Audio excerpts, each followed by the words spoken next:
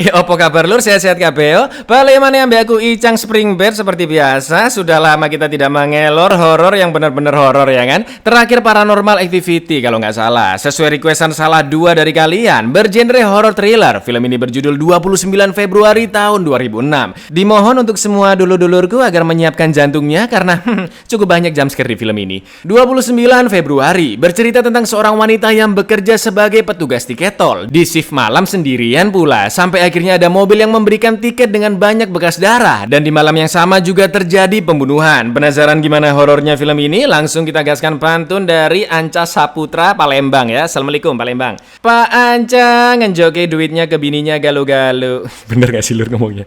Monggo sekejaaken lu galu-galu.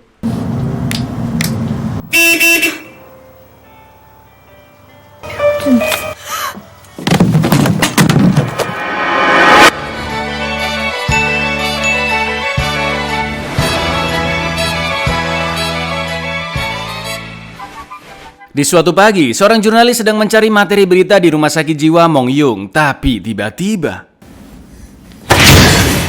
쫄기는 놀랬잖아요. Baru juga mulai ya kan. Ternyata itu adalah temannya yang seorang dokter di sana. Lalu dia mempertemukannya ke salah seorang pasien bernama Jion yang sudah berbulan-bulan gak pernah tidur karena insomnia. Berbeda dengan situasi di rumah sakit yang suram, ruangan Jion sangatlah terang benderang karena dia sangat membenci tempat gelap. Bahkan cahaya sesilo itu masih dibilang gelap lur, tapi semua itu ada alasannya. Jion yakin jika sekelilingnya gelap, maka seorang pembunuh berantai yang telah mati 12 tahun silam akan datang membunuhnya. Pembunuh itu menerornya karena Jion telah melihat wajahnya yang terkutuk. Lalu ketika dokter memberitahu jika hari itu tanggal 29 Februari, tiba-tiba sikapnya yang sedari tadi terlihat kosong berubah menjadi sangat ketakutan. 오늘이 며칠이죠? 2월 29일. Scene pun flashback ketika Jion masih ngekos dan kerja sebagai petugas tiket gerbang tol. Saat OTW kerja, Jion ditelepon temannya yang mengatakan jika dia melihat Jion di bandara. Hah? Ente salah lihat itu, ini aja aku lagi OTW kerja, kata Jion. Tapi temannya sangat yakin jika itu adalah Jion. Bahkan dia menyebutkan pakaiannya yang sama persis dengan pakaian Jion sekarang. 스카프에 연두색 스웨터 입었잖아. 괜찮게 옷은 맞긴 맞는데 닮은 사람 본 모양이네. Malam itu, tanggal 27 Februari, Jion mengisi shiftnya sendirian seperti biasa. Pada saat itu masih belum pakai e-tol itu ya lur ya. Ada yang mobilnya kejauhan lah, kelewatan lah, mas-mas normal, mas-mas genit, sampai yang ngasih uang dengan sangat sopan juga ada. Lalu saat waktu menunjukkan hampir jam 12 malam, Jion melihat siluet wanita di ruangan sebelahnya yang dia kira adalah temannya Jongsuk. Tapi kok dipanggilin gak nyaut ya kan? Pas mau disamperin tiba-tiba listrik mati dan wanita di sebelahnya sudah menghilang. Tak lama kemudian datanglah sebuah mobil berwarna hitam yang mengembalikan tiket seperti pengendara yang lainnya, tapi ada yang berbeda. 정산 기계가 작동이 안 되거든요. 표준 확인하고 정산해 드리겠습니다.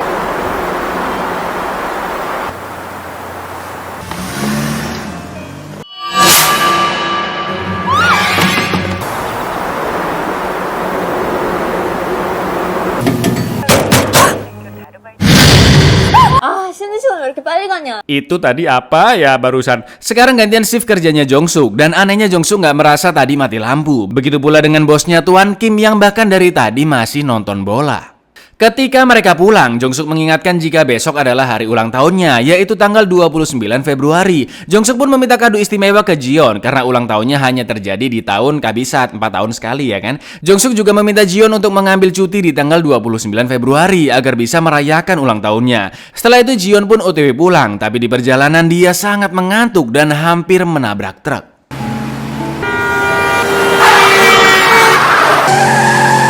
Biar nggak ngantuk, Jion akhirnya menyalakan radio dan terdengar berita yang menyiarkan adanya pembunuhan karyawan tol di Dongseong yang jaraknya hanya 10 menit dari tempat Jion bekerja. Jion pun langsung teringat pengendara dengan tiket berdarah sebelumnya yang mungkin saja berkaitan dengan kasus tersebut.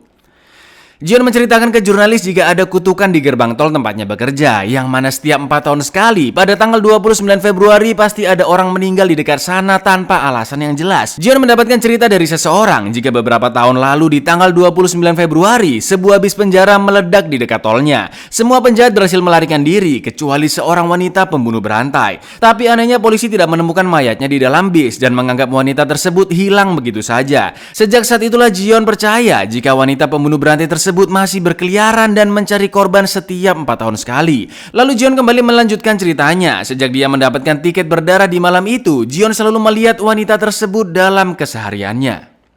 Sesampainya Jion di apartemennya, terlihat wanita misterius yang terus mengetok pintu apartemen sebelahnya dengan pakaian yang sama persis.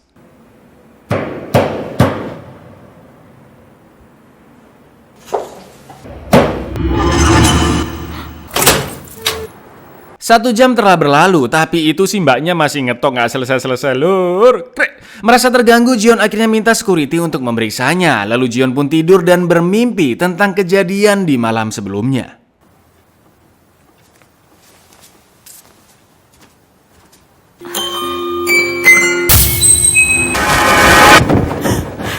Jion pun langsung terbangun kaget dan terdengar suara ketukan di pintunya. Seret dibuka, masih aman. Ternyata mereka adalah 2 orang inspektur bernama Park dan Choi yang ingin meminta keterangan tentang pembunuhan di gerbang tol. Mereka sudah mendapatkan informasi jika Jion yang menerima tiket berdarah tersebut. Tapi Jion gak bisa melihat wajah dan plat nomornya karena saat itu mati lampu. Yang dia ingat hanyalah warna mobilnya saja, yaitu hitam. Jion juga tidak melapor ke polisi karena dia sering menerima tiket tol yang kondisinya beraneka ragam. Mereka pun mengatakan jika waktu tiket berdarah tersebut diambil di Dongseong sesuai dengan waktu pembunuhan dan meminta Jion berhati-hati karena kasus seperti ini biasanya pelakunya adalah seorang pembunuh berantai. Lalu Jion pun diberitahu bagaimana kronologis pembunuhan tersebut. Pertama-tama, pelaku menekan tombol memanggil karyawan, lalu setelah korban datang, pelaku pun langsung menikamnya dengan sangat keji. 날카로운 칼로 얼굴과 목을 난자합니다.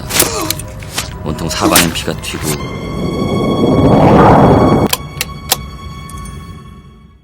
Seperti biasa, Jion berangkat kerja shift malam dan dia tetap menyalakan lampu apartemennya semenjak kejadian itu. Tapi dari kejauhan terlihat lampu apartemennya yang padam dengan sendirinya. Di perjalanan, Jion ditelepon oleh temannya dan lagi-lagi mengatakan jika dia melihat Jion dengan pakaian yang sama persis seperti yang dipakainya sekarang. Sesampainya di kantor, Jong-suk menunjuk ke arah nenek-nenek di bawah. Ternyata dia adalah nenek dari wanita pembunuh berantai yang menghilang. Nenek itu menderita Alzheimer dan terus mencari cucunya setiap 4 tahun sekali. Waktu menunjukkan jam 11:04 dan seperti biasa Jion masih shift kerja sendirian. Lalu terlihat nenek tadi datang menaruh bunga di ujung gerbang tol. Ngapain ya kan? Nek, bahaya nek, jangan di situ nek, kata Jion. Tapi tiba-tiba listrik pun kembali padam dan mobil hitam kembali mendatangi Jion. 할머니, 위험하시다니까요.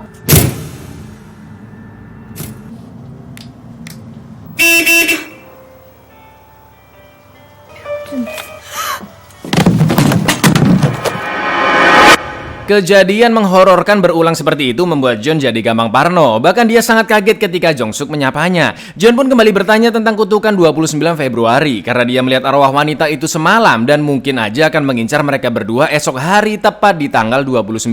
Jong-suk pun hanya tertawa mendengarnya karena dia menganggap cerita hantu itu hanyalah bualan saja. Tak lama kemudian Inspektur Park datang dan mengatakan jika terjadi pembunuhan lagi di tol yang berbeda, yaitu Nunggok. Lalu datanglah Inspektur Choi yang melaporkan jika darah di tiket sebelumnya bukan berasal dari darahnya korban. Dan menurut catatan komputer, di malam pembunuhan pertama tidak terjadi mati listrik di tol. Jion pun bersumpah jika malam itu memang mati listrik. Dia juga mengalami hal yang sama persis semalam, mati listrik dan mobil dengan tiket berdarah itu kembali datang lagi ya kan. Jion pun memberikan tiket berdarah semalam dan memberitahu jika ada luka di pergelangan tangan pengendara tersebut. Jion menduga pengendara itu adalah wanita pembunuh berantai yang mati beberapa tahun lalu. Jion juga menceritakan wanita tersebut selalu berpakaian sama persis seperti dirinya dan akan membunuh orang setiap tanggal 29 Februari. Inspektur Park pun meminta Choi memeriksa darah di tiket yang kedua dan meminta bantuan Jion mencari tahu lebih dalam tentang wanita tersebut. Sesampainya di parkiran apartemennya, Jion yang semakin parno dengan kegelapan menghentikan mobilnya karena takut masuk ke dalam basement. Tapi karena diklakson mobil belakangnya, ya udahlah ya, mau nggak mau masuk ke dalam basement. Lampu di basement pun mulai berkedip dan dia langsung berlari ke arah lift. Tapi ketika Jion naik ke lantai apartemennya,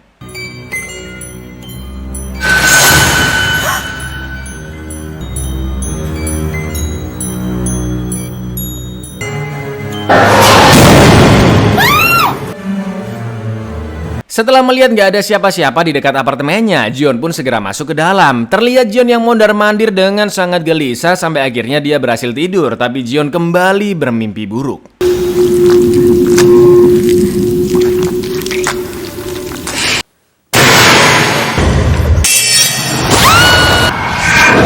Lagi-lagi Jeon tidak bisa tidur nyenyak dan mencoba berkonsultasi dengan psikiater. Jeon dianggap mengalami gejala skizofrenia karena kecemasannya yang berlebih dan diberikan beberapa obat untuk membantunya tidur nyenyak. Tapi karena obat itu masih tidak membantu, Jeon pun mencari tahu tentang insiden bis terbakar. Ternyata artikel menyatakan kondisi wanita pembunuh berantai tersebut sama persis seperti wanita di dalam mobil, yaitu adanya luka jahitan di pergelangan tangannya. Tak lama kemudian seseorang mengetuk pintunya yang ternyata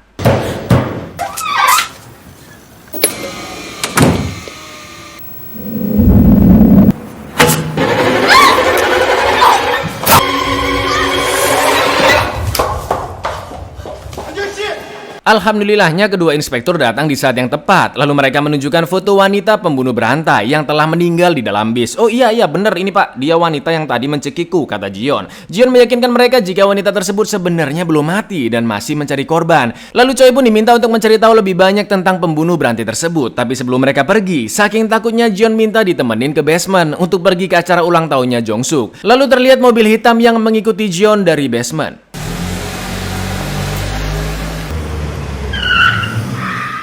Jeon pun sampai di mall duluan dan menelpon Jong-suk. Ternyata Jong-suk lupa ngabarin kalau hari itu dia tetap masuk karena menggantikan temannya yang lagi sakit. Mendengar itu Jeon pun sangat panik dan menyuruhnya untuk segera pergi karena malam itu adalah tanggal 29 Februari. Yun Ji Yun masih aja percaya rumor kayak begitu. Nggak pakai lama Jeon pun langsung pergi ke sana untuk menyelamatkan temannya.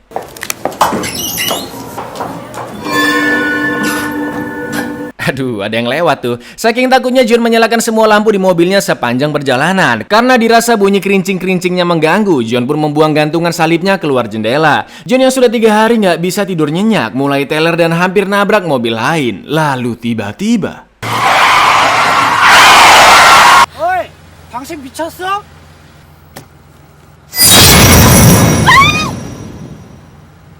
seret ditengok ke belakang udah hilang ya kan. Sesampainya di tol ternyata di sana mati listrik lagi. Karena Jong-suk ditelepon nggak ngangkat-ngangkat, Jeon pun mencoba mendatanginya dan menemukan tiket dengan darah yang masih segar di jalanan. Lalu ketika Jeon mengecek biliknya Jong-suk, ternyata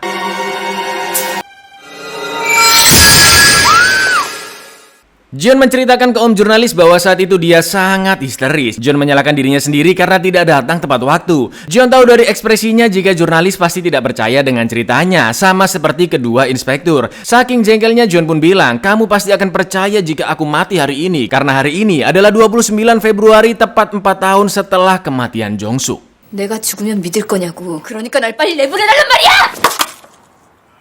Scene pun kembali saat Jeon ngobrol dengan Inspektur Park dan terlihat tangannya yang patah. Sekarang Park mulai nggak percaya cerita dari Jeon yang terkesan nggak masuk akal. 29 Februari pun sudah berlalu. Harusnya kalau udah lewat 29 Februari nggak ada lagi Saitonnya dong ya kan. Tapi ketika Jeon mengecek lokernya, tiba-tiba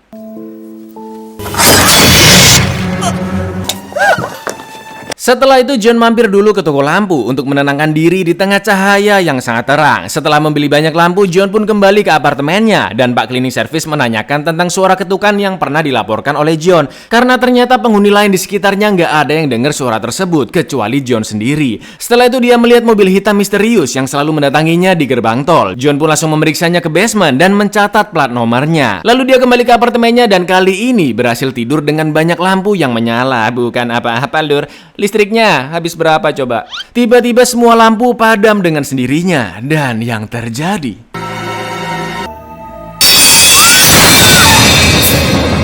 Jeon pun terbangun kaget dan cepat-cepat menyalakan seluruh lampu di apartemennya. Tak lama kemudian, Inspektur Park dan Choi datang karena melihat lampu apartemennya Jeon nyala mati. Atas perintah dari kepolisian, mereka berdua diminta menjaga Jeon seharian penuh. Sebelum mereka pergi, Jeon pun memberikan plat nomor mobil yang sudah dicatatnya. Setelah dicari tahu ternyata mobil tersebut dilaporkan telah dicuri dan Park ingin polisi mencari keberadaan mobil tersebut. Jeon pun sampai di tempat kerjanya dengan terus ditemani kedua inspektur. Tapi saat di ruang loker, tiba-tiba 지현씨 미안해요. 제가 그만 화장실 불러. Choi salah saklar dong. Blok. Tapi tetap aja Jeon yakin barusan ada yang lewat di belakangnya. Malam itu John bekerja sendirian sambil terus dipantau Choi yang ada di dalam mobil dan Park yang ada di ruang petugas tol sebelahnya. Mereka menggunakan HT agar dapat berkomunikasi dengan mudah. Choi bilang jika dia merasa ada yang janggal dengan kasus ini karena tidak ada tanda-tanda perlawanan dari semua korbannya, yang bisa jadi korban kenal dengan pembunuhnya. Seperti biasa malam itu terasa sangat sepi sampai akhirnya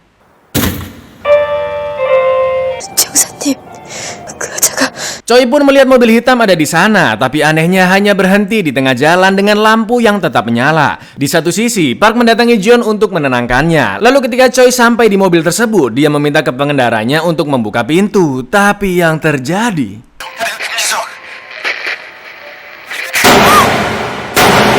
komunikasi Choi pun terputus. Lalu Park pergi memeriksa mobil tersebut dan meminta John untuk tetap diam di biliknya. Di dekat mobil, Park melihat hati Choi yang sudah tergeletak dengan berlumuran darah. Tiba-tiba lampu jauh menyala dan menyilaukannya. Sampai akhirnya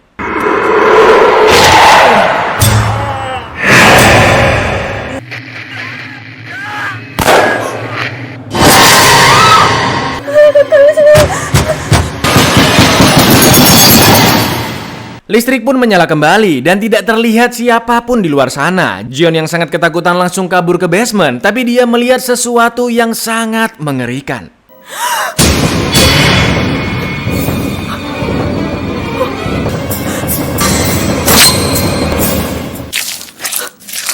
Luka sayatan itu membekas di leher John sampai sekarang. Dia bersikukuh bahwa semua ceritanya benar dan ingin dikeluarkan dari sana karena merasa tidak bersalah. Jurnalis pun berterima kasih untuk semua ceritanya dan pamit pulang. Tapi tiba-tiba John berontak histeris karena menganggap mereka semua menyalahkan dirinya atas kejadian tersebut.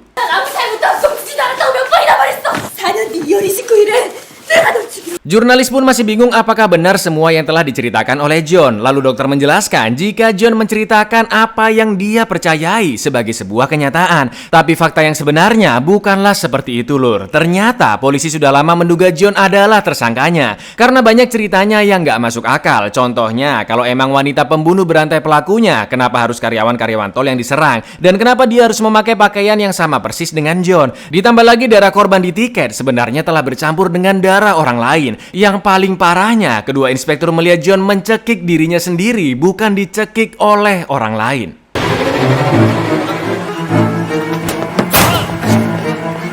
Disitulah mereka merasa, wah jelas Ji-Hoon ini halu ya kan? Dan terjawab sudah kenapa lengannya Park patah. Karena masih belum cukup bukti, mereka pun terus membuntuti John. Ingat ketika John membuang gantungan salibnya, itu bukan tanpa alasan, tapi karena dia sengaja mencelakai mobil inspektur. Mobil hitam juga sebenarnya nggak dicuri, dan yang punya juga orang biasa-biasa aja. Choi sengaja mengatakan mobilnya telah dicuri, agar John tidak berpikir kemana-mana, dan ingin membuktikan bahwa John memanglah pelakunya. Lalu di malam terakhir, semua yang kita lihat sebelumnya hanyalah halusinasi John saja. Karena John sendirilah yang mematikan listrik lalu menikam Park. Dan terakhir Choi yang baru sadar listrik mati gara-gara asik nyebat, dibunuh di dalam mobilnya. Jadi nggak ada yang namanya mobil hitam.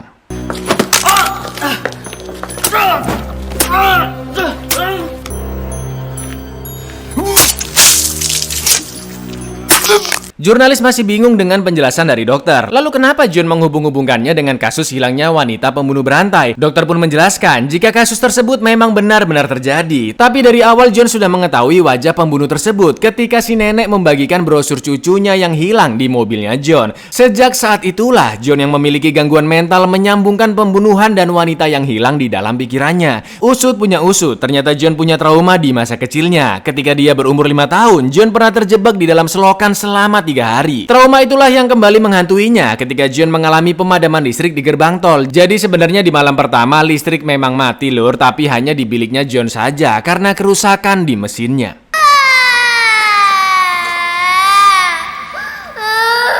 자가 발전기의 기계적 오류가 초반 수사에 혼동을 줬던 거지.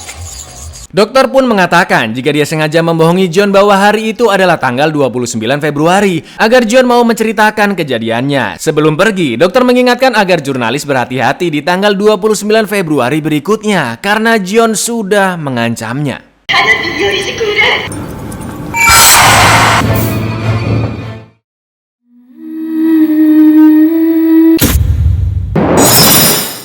Buyar.